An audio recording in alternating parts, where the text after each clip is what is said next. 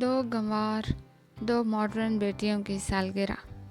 ایک گاؤں میں ایک سادہ سا خاندان رہتا تھا جن کی دو بیٹیاں تھیں، گڈی اور پوجا۔ دونوں بہنیں بچپن سے اپنی دادی اور ماں کے ساتھ روایتی اور مذہبی ماحول میں پلی بڑھیں۔ وہ تہواروں پر دیے جلاتی، پوجا کرتی اور سادہ زندگی گزارتی تھیں۔ ماں ہمیشہ کہتی تھی، بیٹیوں، ہماری ثقافت اور سادگی ہی ہمارا فخر ہے۔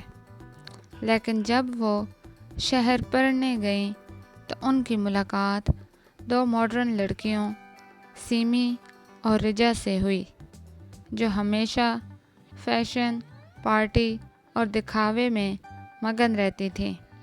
وہ ہر موقع پر مہنگے کپڑے، بلند آواز میں موسیقی اور مغربی انداز اپناتی تھیں۔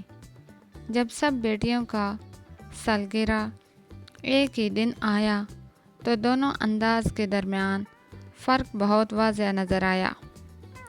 گڈی اور پوجا نے اپنی سالگرہ منانے کے لیے دیوی کی مورتی کے سامنے پوجا رکھی، لڈو، برفی اور پھولوں سے سجاوٹ کی اور دادی کے ہاتھ کا بنایا ہوا کیک رکھا۔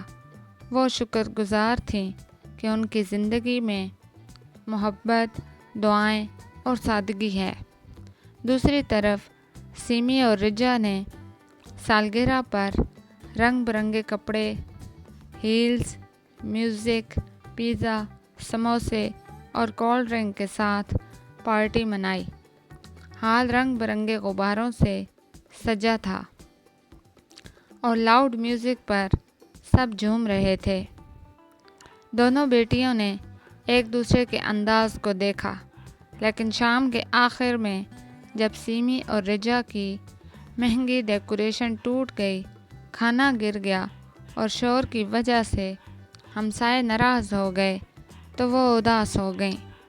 تب گڈی نے آ کر کہا، سالگرہ کا مطلب صرف پارٹی نہیں، بلکہ اللہ کا شکر ادا کرنا ہے کہ اس نے ہمیں زندگی دی، گھر دیا اور پیار کرنے والے لوگ دیے۔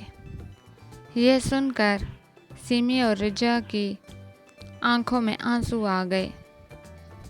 اگلے سال سب نے مل کر ایک سادہ مگر خوشی بھری سالگرہ منائی، جہاں پوجا بھی تھی، محبت بھی اور ہنسی بھی۔